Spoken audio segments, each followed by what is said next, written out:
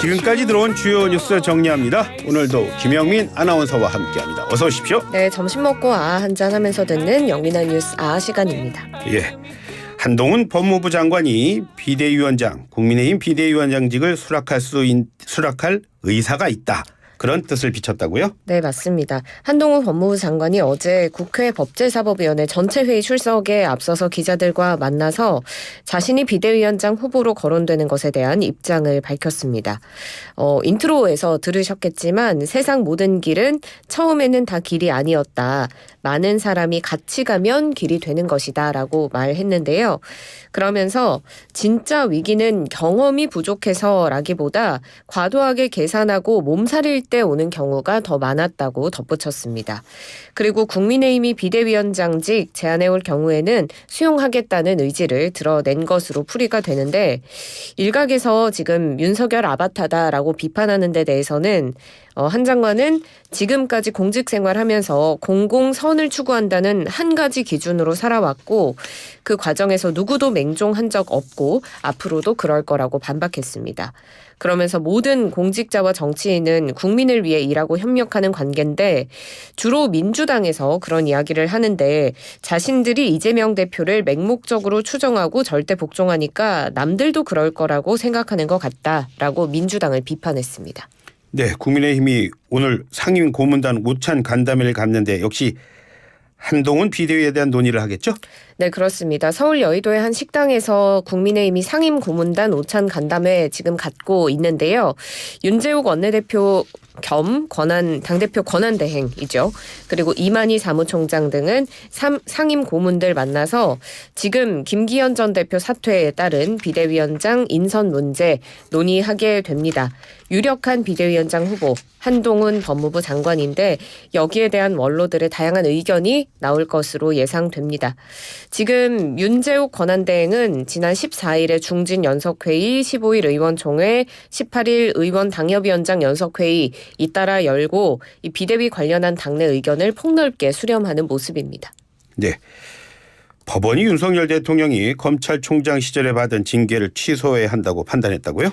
네, 그렇습니다. 윤석열 대통령이 검찰총장 재직 때 받은 정직 2개월 징계 처분 취소해달라며 낸 소송의 항소심에서 윤 대통령이 승소했습니다.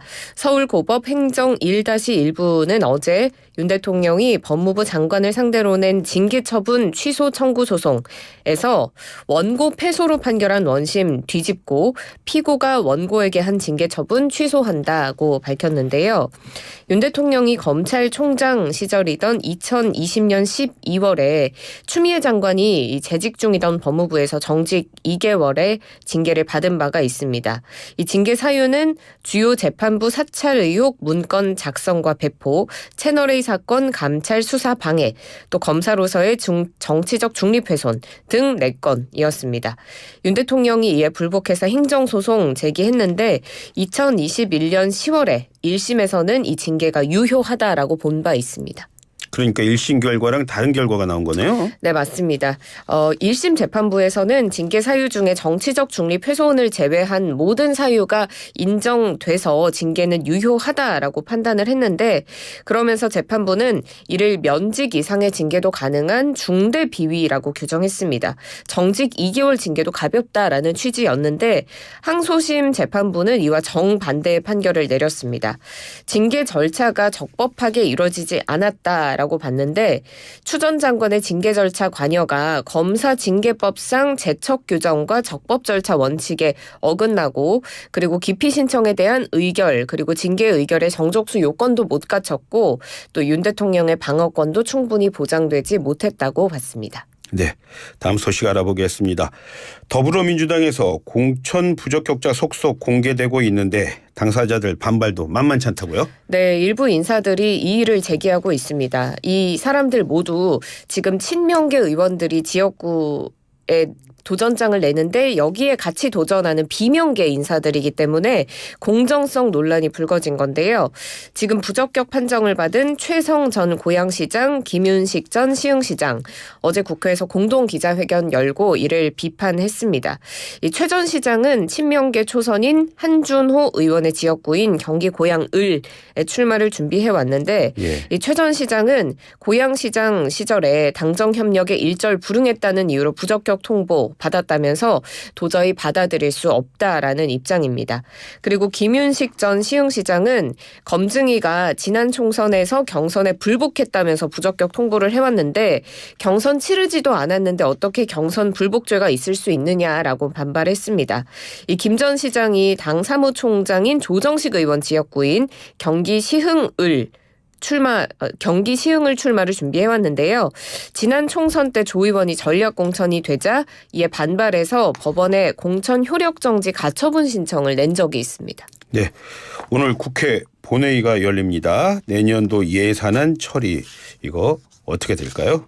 네, 여야가 내년도 예산안 처리에 합의한 것으로 전해졌습니다. 아, 그래요? 네, 김 의장이 오늘 오전에 국민의힘 윤재옥 원내대표 그리고 민주당의 홍익표 원내대표와 회동하고 예산안 오늘 오후 2시에 합의 발표할 것이라고 밝혔습니다. 예산안 처리는 내일 오전 10시에 이뤄지는 본회의에서 이제 처리가 되게 되는데 이렇게 된 이유는 예산안 처리에 시트 작업이라고 불리는 기획재정부의 예산 명세서 작성이 필요한데 이 작업에 걸리는 시간을 고려한 걸로 보입니다. 이 시트 작업에 통상 10시간 정도 소요가 된다고 하고요. 여야는 오늘 오후에 모두 의원총회가 잡혀져 있는데 소속 의원들에게 각 당 원내대표가 이 합의 내용 설명하고 의원들의 동의를 구할 것으로 보입니다. 예산 두고 여야 간 이견이 컸는데 참 다행이네요. 맞습니다. 정부가 제출한 656조 9천억 원 규모 가운데 이 몇십 조 규모의 주요 쟁점 예산을 두고 여야가 이견차를 보여왔는데 특히 민주당에서는 이재명 대표 예산이라고 불리는 지역화폐 또 새만금 SOC와 권력기관 특수활동비 등 이 쟁점 예산의 증감액 두고 여야는 막판 줄다리기 협상을 벌여왔습니다. 국민의힘이 지역화폐에서는 일부 증액 요구를 수용한 것으로 전해지고요. 또 최대 쟁점이었던 R&D 예산에는 외교 분야 공적 개발 원조 예산 또 예비비 감액을 통해서 이 부분을 증액하는 방향으로 여야 합의가 이루어졌다고 합니다. 간혹가다 이렇게 또 반가운 소식도 들어오는군요. 예, 오늘도 수고하셨습니다. 고맙습니다. 고맙습니다. 네, 지금까지 김영민 아나운서와 함께했습니다.